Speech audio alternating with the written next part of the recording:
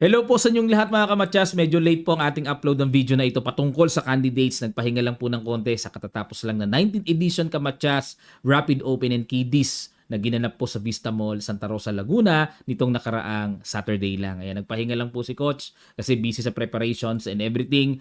Maraming salamat po no at successful po ang tournament.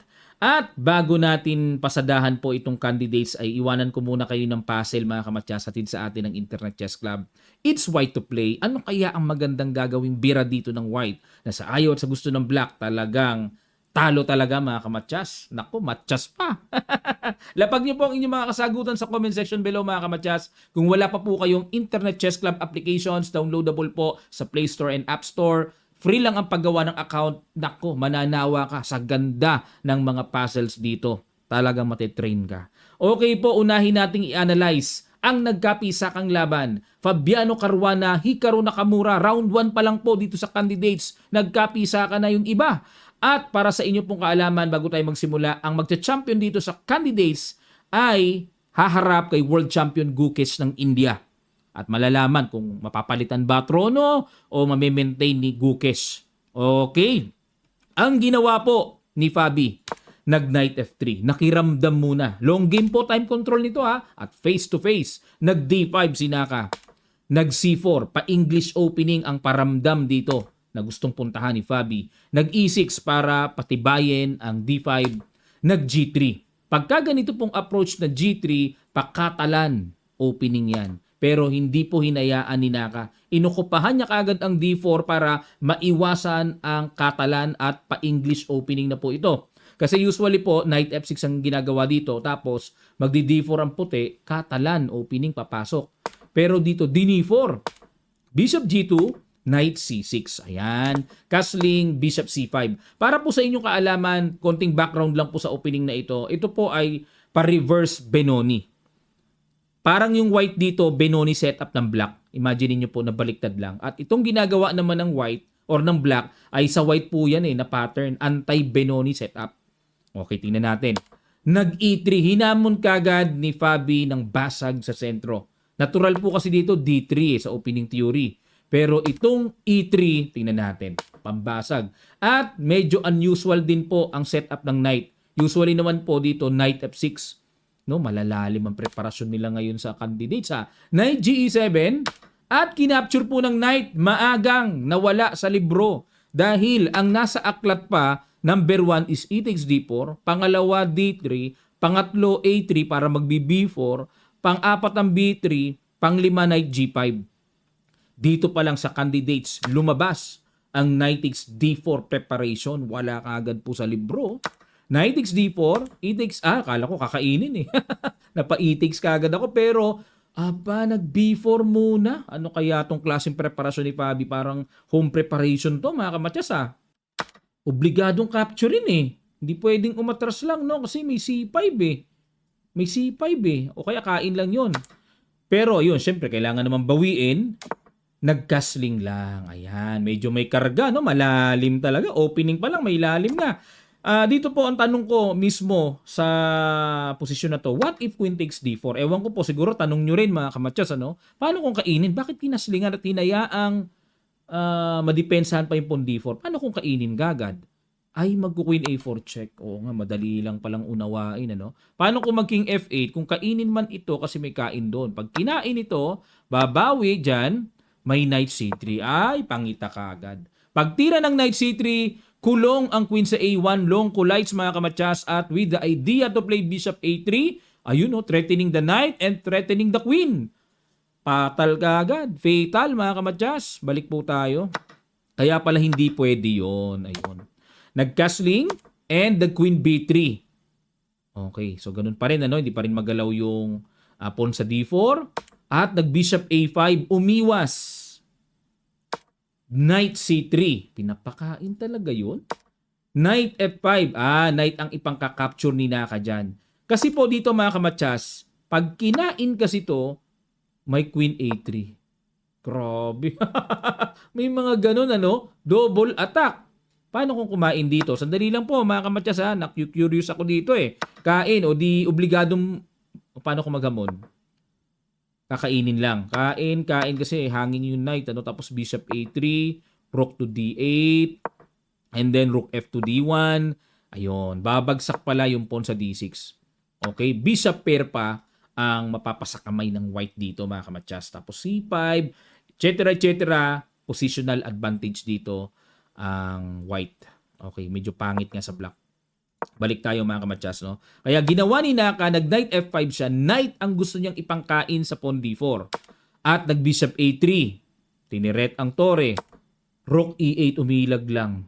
Kasi kung kakain naman dito, Queen A4. Tatabihan yung bishop, may threat pa doon. Grabe talaga, untouchable yung D4 po na. Nag-rook E8. Hindi na nga nakuha ng buo. Naka D5 na, naka-remedyo na. Sakto yung panukat ni Pabi. Knight D4, tiniret muna ang queen, tinabihan with tempo attack. At nag-B6. Okay, suporta lang sa bishop. At nag-rook AE1. Kung ako dyan mga kamatsas, parang gusto kong kainin yon para magkaroon ng atake doon eh. Pero ano ba mangyayari kung kainin nga yung pawn E6 at magkaroon ng atake doon? Mag-rook takes E6 lang. Pag kinain yun, buo, bishop D7. O di i-atras natin, nakatret eh. Sabay queen takes. Ganun. Na dito, tipong okay, lamang ng material, pa-quality down ang black. Pero tingnan nyo po mga kamatsas, ang napakahinang light square sa king side. Ayan, para may ganun, no? May ganun. Konting pag-aaral lang po sa opening para hindi tayo basta-basta pasok ng pasok sa ganyang kalagayan na mapapahamak pala ang sitwasyon ng puti dahil sa kahinaan ng light squares. Yan. Kaya nga ang chess malalim talaga eh. Dapat ingat talaga mga kamadyas eh. Kaya ang pinili po ni Fabi, nag-rook AE1, hindi siya napukaw dahil may ganun nga. Nag-bishop D7, tineret ang queen.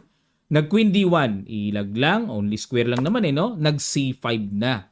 Pinatibay ang knight sa D4, hinarangan ang control ng diagonal bishop, at ini-invite dito ang white na, sige, i-end pass and capture mo. Welcome yan, parang ganon. Ayaw ni Fabi. Gusto niya ring i-maintain yung pawn sa D5. Kasi po dito mga kamatyas, again, paglilinaw lang, pag kinapture ang E6, sasabayan po ng bishop takes E6. Wala, ipapasubo talaga yun eh, oh. Kain. Ayun na naman ang tema, oh. O pagpalagay na, okupahan natin yung F3 para walang lundag ng knight F3. Kakainin naman to. O, kain doon, queen takes. So, threat pa to. Halimbawa, rook F2 and then bishop D3. Tingnan nyo po yung evaluation bar. Positional advantage for black ang mangyayari. Kaya ang chess po, ang unang dapat basihan dito, yung position na dapat ma-achieve, hindi po material. Kaya yan ang magkagandahan sa chess eh. Talagang position muna kaysa sa material eh, ang priority eh. Balik po tayo dito, ang ginawa, nag-bishop B2 si Fabi. Okay, para i-align lang ang bishop dyan. Kasi po yung bishop dito, wala ng purpose, barado na yan. Dapat ilipat sa kapaki-pakinabang, may laman talaga yan sa diagonal dyan. Nag-rook B8 na rin si Naka para hindi na rin po matimingan. Although talagang parang welcoming talaga sa black na ipakain yun eh, no? Pero iniwas na rin. At nag-A4. Okay. Itong A4 po ni Fabi, pamigil sa paparating na B5 ni Naka. Kasi babasag yan dyan. Imagine niyo po, walang A4, babasag. Medyo makakaganda ng atake dito ang black. Kaya pinigilan muna ni Fabi na wag maka B5 ng ganun-ganun lang. Pero gustong ipilit ni Naka. Pasasabugin talaga ang queen side. Kinapture na po ang E6, kinapture ng bishop, at tumalo ng knight kasi kakainin na rin po yung pawn sa C4. At, ayun, parang may nakikita nga akong timing ng capture dyan sa knight eh. Nag-queen D6. Okay? Nakiramdam muna, develop the queen muna. Kinapture na nga po yung strong knight sa gitna. Kinapture at nag-rook E4. Ayun. Para kuhanin ang overextended pawn sa D4. Kinain na rin po yung knight. Kinain yung tore takes and then bishop takes. So dito po kitang-kita opposite colored bishop, pero kung bishop na sitwasyon, kalakasan or level ang usapan, bishop status, napaka-pogi ng light square bishop sa gitna kumpara sa bishop po ni Nakamuring. Okay? Nag-bishop B4 at nag-H4. Okay, extra pasingaw sa king and H5 is coming then. A5. Okay, para yung mga pawns po ay mailagay na sa dark squares at hindi natamaan pa ng light square bishop. D3, Queen F6 and King G2, Queen E5, Queen F3. Ayun, tiniret po yung pawn F7 At nag-Queen F6. Gusto na kagad din nakaalisin ang Reyna. Wais po ang kanyang endgame application pero ayaw ni Fabi. Kasi pagka nawala po ang Queen, opposite colored bishop yan, halos tabla-tabla na yan. Pero with Queen, medyo ibang usapan pa ito kasi mas malakas ang bishop ni Fabi kumpara sa bishop ni Naka. Nag-bishop C5, ayun, binadmoban po ng computer. Hindi nagustuhan ng tirang ito. Dapat daw po ay G6. Ang basa ko dyan, magki-King G7. Unti-unting progress lang ng king side. Sabay ganun. Ayun. Para makailag na rin po yung king sa kahit pa paanong pressure pa rin ng diagonal yan O, nag-bishop C5, H5, nag-H6, Rook H1. Ayan na po. Good move. Ano idea ng Rook H1? Parang may nakikita po kung ganun Tapos alis muna Queen, lagay sa Rook F4, threat ang Queen, tatagos ang atake sa F7. Nakita nyo yun mga kamatsas. Kaya itong Rook H4 malalim, ganun yan mamaya. Pero alisin muna yung Queen. Nag-Queen G5. Talagang todo-todo habol dito si Naka para talaga mawala na ang nakaka-pressure na Queen. Nag-Queen D1. Umiwas muna. Ito pa rin po plano na nakikita ko dyan. Queen E7. Hoy, pupunta dyan para Queen to Queen talaga. Nag-Bishop C6. Inistorbo muna ni Fabi ang malakas na e-file control para umalis muna ang tore. Pero ni Rook C8 para may tempo, saka nag-Rook E1. Tineret muna ang Queen. Queen C7, saka bumalik dito. Ayun. Inagaw lang, natempohan. Pagkatapos umalis ng Rook, yung Queen naman ang napaalis, di kontrolado na. Galing malalim talaga si Fabi sa long game talaga. Queen G4. Gaganon. Parang may nakikita akong sayaw na ganon Papasok na ganon Rook D8. Queen E4. Kunwari lang dyan pero dun papasok yan. Delikading pag nakapasok doon. Deadly. Obligadong balikan ni Naka ang control sa H7. Queen F5. Okay, blessing muna. At nag-Queen D7. Ayan na naman po si Mr. Queen to Queen. Pwede na bang kainin? Umiwas muna. Maintain the pressure sa F7. At may nakikita po ako ditong ganun, pagpatungin ng puwersa dyan, parang pwede yun, yung ganung idea. Rook F8, ayun, sa inis ni Naka, inunahan na niya. Alam niya kasi kukuntiryahin sa kanya F7. Ni Rook E5, Rook, dito pupunta. Okay. Tapos G4, G5, basag sa king side. Ayun, Yun ang mga paparating na malakas na atake, At nag-Bishop D6, Rook F5 na nga, at nag-Queen E7, Queen G4? Talaga? Ito nasa isip ko Queen G4. Anong threat nito? Parang walang threat, threat pala yung pawn. Sorry. Bishop E5, dinipensahan. Rook F3. Bishop F6, pinangbara. Kasi nga naman, malakas ang pressure dyan sa F-file Rook F4. Naku, kakainin ba yan? Tutuluyan ba? Queen D8. Kung kainin, parang wala rin Bishop E4. Ay, nako. Salbahiski threat. Ito po threat Queen F5, mamatyasin doon. Malakas ang paparating. Nag-Rook E8, obligado talaga yan. Rook F5, ayun, para gaganon. Grabe. Parang sawa na lumilingkis ng paunti-unti sa position dito, Lakas Queen D7, pin muna para di makagalaw po yung tore. Queen F4. Okay, threatening capture ba dito? Capture, sabay may mga ganon. Bishop G5. Okay, tineret ang Queen. Umatras muna. Queen C7. At dito mga kamatyas, siguro kinagulat ito ni Naka. Di siya makapaniwalang may lumabas ng brilliant move. Si Fabiano Caruana na nakakagulat talaga. Pakiguess nyo po, sandali mga kamatyas. Makuha nyo o hindi. Okay lang po yan. Tutuloy kagad natin. Start.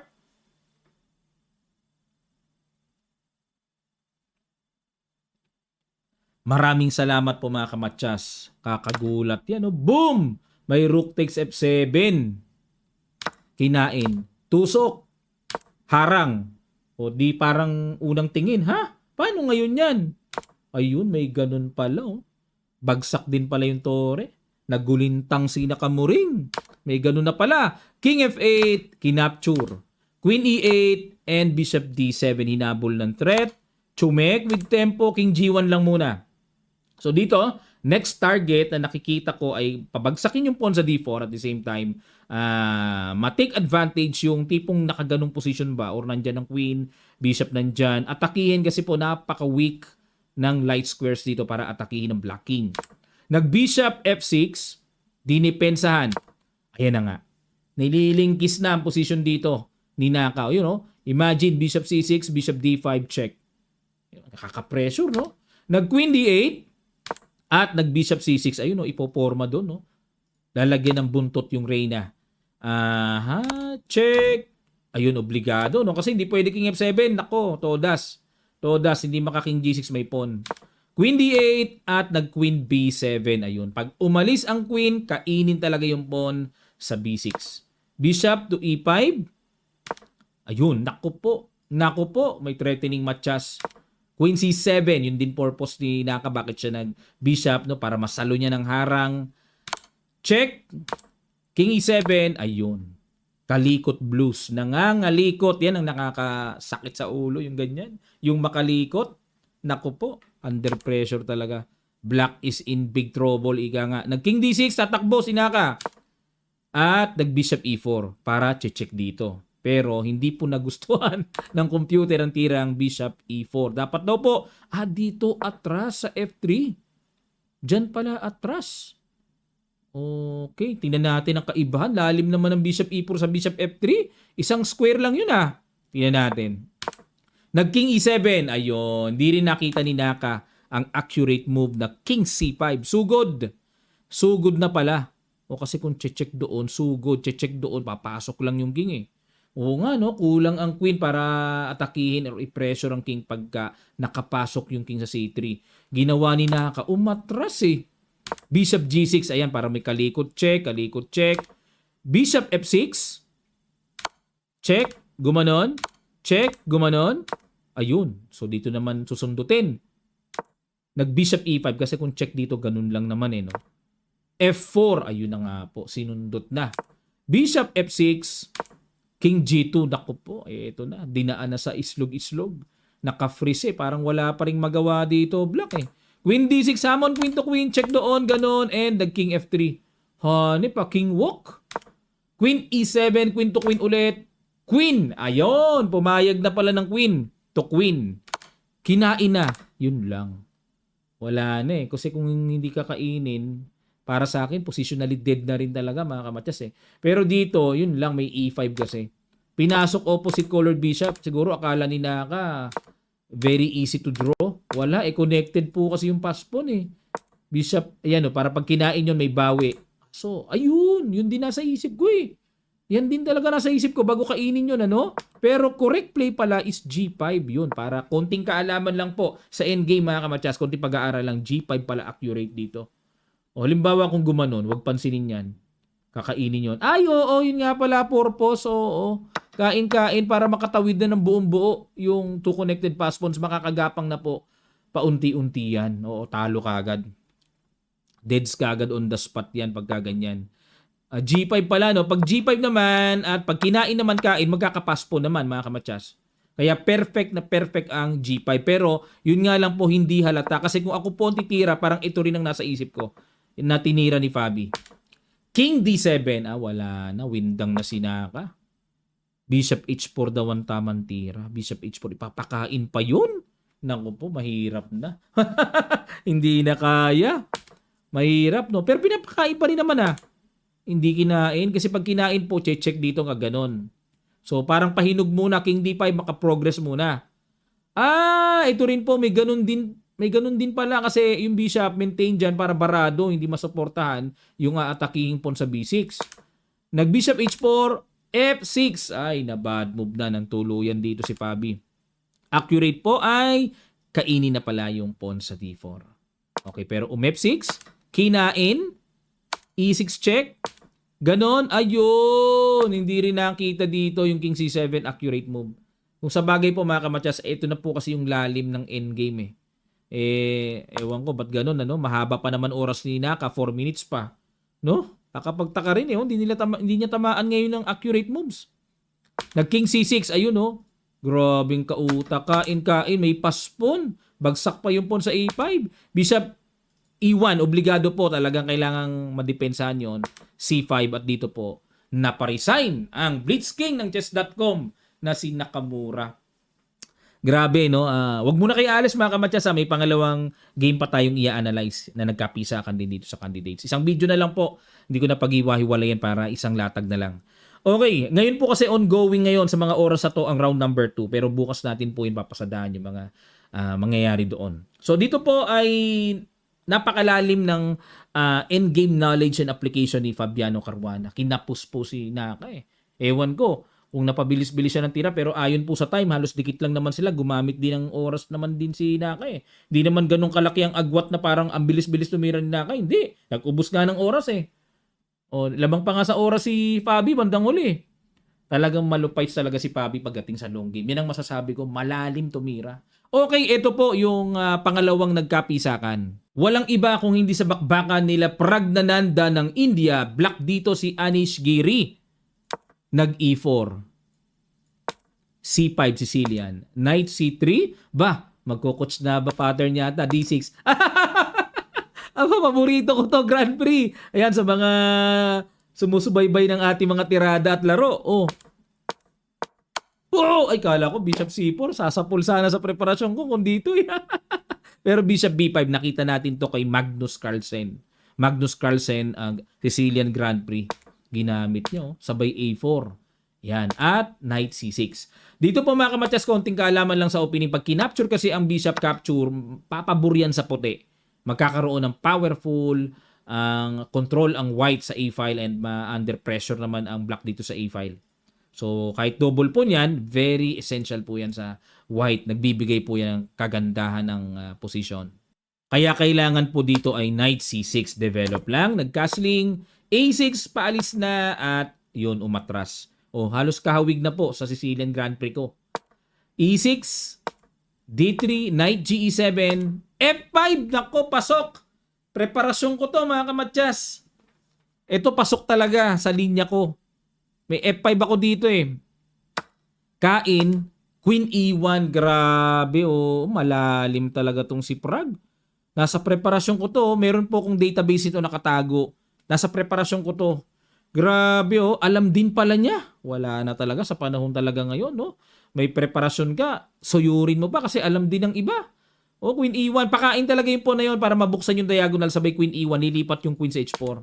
Bishop E6, sinarangan kagad ni Giri. Kinain yung pawn F5. Kinain yun, pangit oh. Okay na dito. Ha? Pinakain to? Kain. Ang pangit kagad ng black oh. Nalaglag yata dito sa preparasyon si ano ah. Dito po novelty na mga kamatyas, hindi ko na mabalikan kung saan nagkabaguhan ano. Pero masasabi ko po na ganito talaga mangyayari sa black pagka hindi alam tong Grand Prix na to. Malakas talaga to. Queen C4, castling queenside. Dito ang gagawing challenge ni Prag, paano aatakihin yung castle queenside niyo. Bishop G5. Okay, tusok po pin. Rook D E8 para iwas pin. Rook AE1, pressure. May nakikita po akong pasok-pasok doon. Knight G6. Ayan na, para walang pasok doon. Kontrolado ng queen. Tapatan ng mga tore. Knight D5. Naku po, napakasalbahin ng tira na yan. Papasok yan dyan, o aray ko. Double. King B8, obligadong umiwas. Knight F6. Ayun, dinaan na po sa right piece na dapat itira sa posisyon. Malakas po kasi yung diagonal fianchetto eh. Dahil dito po sa Knight F6, hindi naman pwedeng kakainin kasi yung tore. Double eh. Obligadong ipagpalit. Rook HF8 at Bishop C3. Ayan po si position uli. Dito po masasabing positional advantage na si Praggnanandhaa kasi po buhay ang bishop niya eh. Buhay eh. Nag-F4. Bakit nag-F4? Para mag-Rook A3 ba mamaya? Kinapture na capture at nag-Rook E1. Pinalit-palit na Rook F8. Hindi po tinodo. No? Bakit? Pag kinain ito, ang pangkain Bishop takes. Na dito po, ang nakikita ko, tatargetin dito ito. Yun o. Pero slightly better lang. Kung ako black, parang kainin ko na lang talaga yan. At least mabawas-bawasan ang pyesa, no? Kung ako talaga black, kainin ko na yun. Pero umiwas si Giri. Okay. Queen E6, yun nga lang, kuha eh. Kontrolado dito ni Prague ang e-file eh. King C7 para depensa po at nag-knight G5. Okay, inatake muna yung H7. Nag-king D7. Okay, di pa makakain, mawawala ng depensa yung tore. Bumaba muna. Nag-rook F5. Winelcome pa talagang ipakain yung pawn H7? Bakit? Kinain nga. D5. Makukulong ba to? Rook E2, D4, Bishop E1. So, dito ang challenge, okay, sinacrifice si Giri yung knight, pero dapat makulong niya yan. Pag nakawala ng swabe yan, walang sense yung pagka-sacrifice niya. Knight CE5, mag-E3. Yan ang mga paparating, no? Rook E4. Knight G4. Dito pupunta. At the same time, may Rook H5. Nako, kukulungin na talaga ng buong-buo yung knight. H3, obligadong mang-istorbo. Otherwise, makukulong talaga po yung knight eh. Masama pakiramdam ko dyan sa pwesto ng knight eh. Knight E3, tineret muna ang pawn. Ayaw ipabalik dito ni Prague yung lamang niyang isang pawn. Iniingatan niya. One pawn up eh. Knight D5. Knight, ito na naman ang threat oh. Ito na naman ang threat. Kukulungin na naman oh. Walang tatakbuhan yung knight H7 oh. Ayun. Perfect po yung H4 dito. To save the knight na maka-escape. Kinain muna, kain. Rook H5, threat ang knight. Knight G5, pinatakas na. Knight F6, yun lang. Bad move mga kamatsas. Dapat daw po ang tira ay B5. Ayan ang perfect move. Pag kinain-kain, oo, may paspo na panggulo. Konti lang ang lamang dito ng white, kahit lamang pa ng isang pawn. Kasi manggugulo din naman later on yung B paspo ng black. So yun po yung mga teknika, ano? Realization to recover the position under losing situation. So yun yung mga diskarte para makasurvive. Pero ginawa po ni Giri, nag knight F6, rook E6, natuhog tuloy yung dalawang knight. Paano ngayon yan? Kinapture na. Yun lang. Teka muna. Oo, kasi pagkain, yung tore kasi walang depensa. Iniisip ko kainin. Wala nga palang depensa yung tore. Kinain muna yung knight. Rook G4. So, threat. Kaso may H5. Nabuhay yung H-pass pawn. Nabuhay. Knight E5. Threat ang pawn. Wala. Tulak lang. Kasi pag kinain to, tutulak. Walang Rook G8. Walang Rook H4. May bishop. Hindi mahabol. Ayun. Chumek muna. King F1. Kinain na po. Pag wala na kasi yung bishop, makaka-Rook H4 na. Sakto pala. Kain. Kinain din. Kain. Rook and pawn ending. Lamang pa rin, no? One pawn up pa rin si Prague. Rook H2 para mabawi. Rook F6 support muna. Nag-Rook H3, threat ang pawn. King D2. Check. Angat, check. Angat. Ayun, nag-C4. Kasi pag kinain ito, may kain dito. Galing ah. Okay na pamunit ng pawn structure yun ah. Kinain, kain. Ayun. Wala nang pakialam si Prague dyan. Ibig sabihin, gusto niya is madala yung king doon, maitulak na niya. Kasi kung tutulak kasi may rook H3 eh. King to E7 muna. Rook B6, threat ang pawn. Kinapture na. H7. Dito po mga kamatsas, nag-resign po ang veteranong player ng Netherlands na si Giri. Bakit po nag-resign?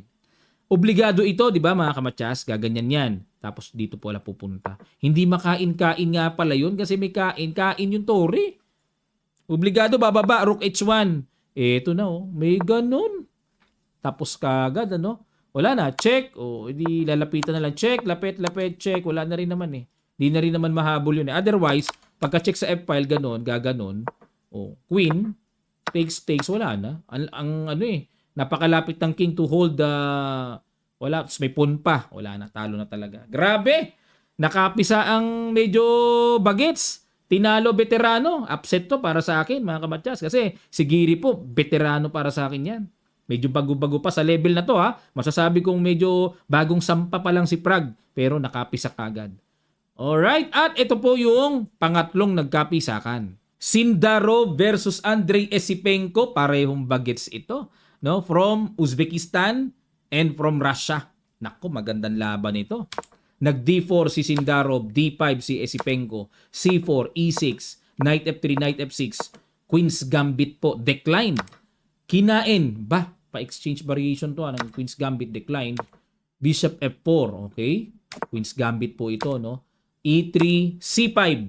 Para, bago pakawalan ni Esipenko yung knight niya, maihatid niya muna yung C5 para merong kagad additional pressure kagad sa white sa sentro.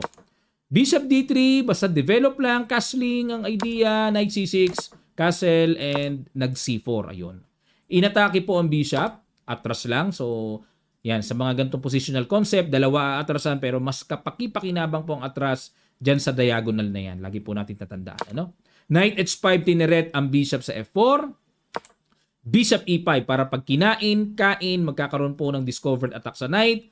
Tempo pa rin po yan. Strengthening the position pa rin for white. Nag F6.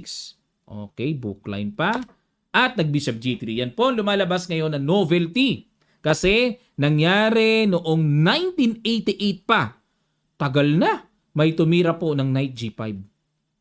Discovered attack doon sa Knight. May threat doon. Parang interesting, ano? Imagine niyo Knight G5 noong 1988. Parang okay itong linya na to. Kasi may atake rin naman doon eh. May atake pa doon, no? Usay ah. O, tingnan natin. Bishop G3 novelty. Nag F5. Hindi mo na kinain to. Tinakpan ng F5 yung square doon. Bumalik uli yung bishop. Oo nga. Nag Bishop E6. Dead ma muna. Hindi mo na kinakain, ano? Kasi pag kinain, magkakatret doon eh. B3, ayun, para basagin na po yung C4. Queen A5, umatake sa knight. At nag Knight E2, atras muna. Nag B5, okay. Siyempre, para patibayin yung malakas na nakapush C4 pass pawn. Knight F4, inamo na po yung knight. Kinain at kinain ng ipon. Nagpa-double pawn pa talaga dito si Sindaro, pero ang compensation niya, ang kapalit niyan, mga kamatsas na nababasa ko, is yung Rook E1 na makukuhang control sa E-file. At dito nag Queen D8, bumalik muna para, basa ko naman dyan, maitulak yung A5, A4. Bago tayo magpatuloy mga kamatsas, lambing lang po, pasubscribe naman ang channel na to, and sinashoutout natin ang ating kamatsas sponsor, number 1 sponsor po talaga, Kamatsas co-founder, National Master David Almirol Jr. Shoutout po, boss. Sana po naririnig nyo. And shoutout sa buong Kamatsas team, sa mga arbiters, and kay Sir Ricky Navalta. Shoutout sa'yo. Alam ko nanonood ka ngayon. At mapapatawa ka kapag narinig mo na na-shoutout ka. Ayan, Queen D8 at Rook E1. Okay, so control sa E-file.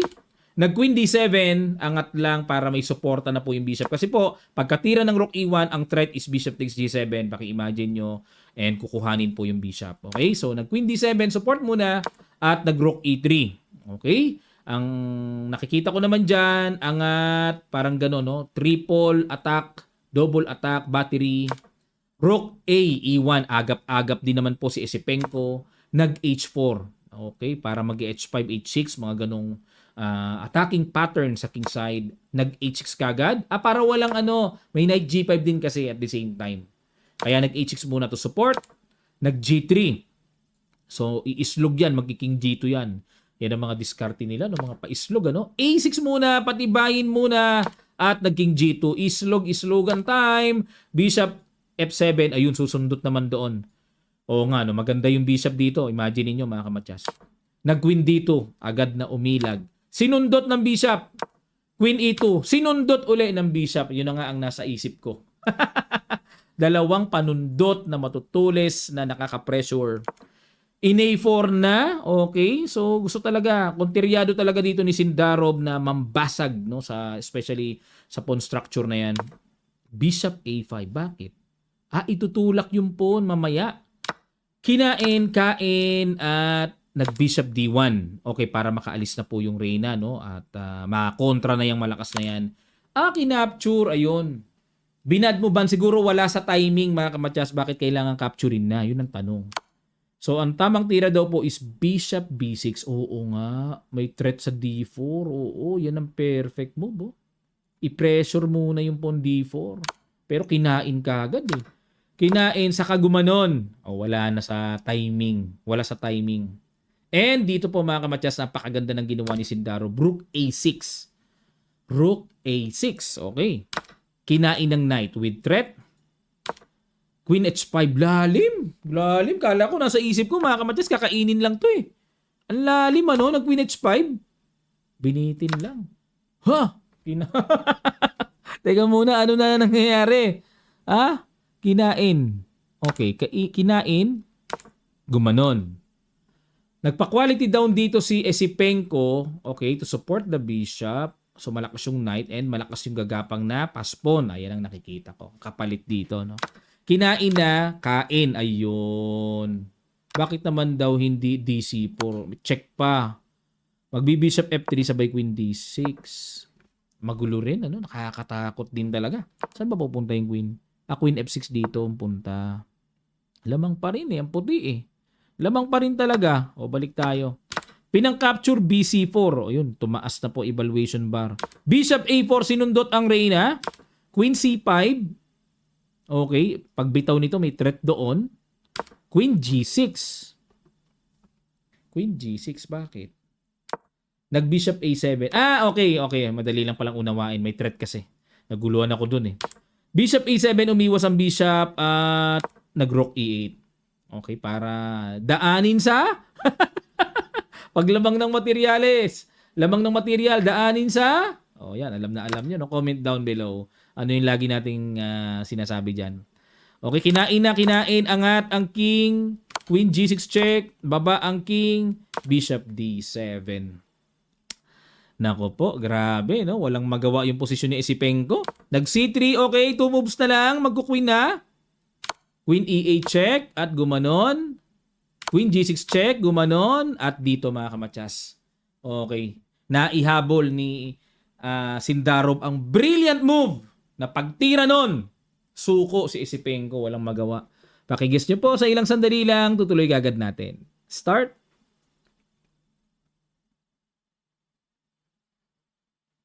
Maraming salamat po mga kamatsas.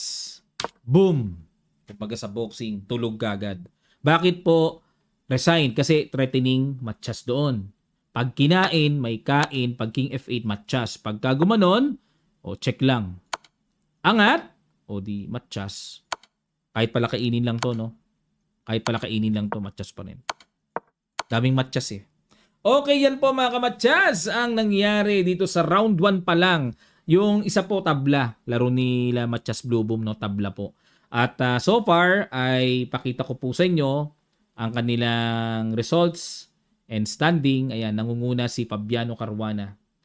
Okay, so may result na po pala yung round number 2, no? Kasi may 1.5 na eh. So abangan po natin mga kamatsas ang kaganapang mangyayari, lalo na mga pisakan. I-analyze natin mga kamatsas, no? Muli po, napahinga lang ng konti si Coach kasi katatapos lang po ng very successful 19th edition na ng free registration tournament. Wala pong binayaran ng players. May free t-shirt pa tayo this time. Maraming salamat din kay Doc Alfred Paez ng Laguna for helping us na makuha natin ang venue sa Vista Mall, Santa Rosa, Laguna. And sa buong team ng arbiters ng Kamatyas na gumanap, ay maraming salamat po kay Sir Ricky Navalta, ang tournament director. And thank you so much po sa ating minamahal na sponsor, National Master David Almirol Jr. Salamat po, Boss David. Sana marami pang tournament editions ang Kamatyas na paparating. Especially free registration at pagbibigay ng pagkakataon po na makadiscover tayo ng malalakas na players. At susunod sa yabag ni GM Daniel Quezon na nabigyan po ng Kamatyas ng 1 million nung nakakuha po ng Grandmaster title nitong nakaraan lang. Kung sino susunod na player na lagi pong sumasali sa Kamatyas na maging Grandmaster, 1 million mga Kamatyas. Grabe. Grabe si Sir David, ano? Angas! Bangis! Okay, salamat po mga Kamatyas. Subscribe po kayo sa channel na ito. Magkita-kita pa tayo sa mga susunod pang chess updates. God willing.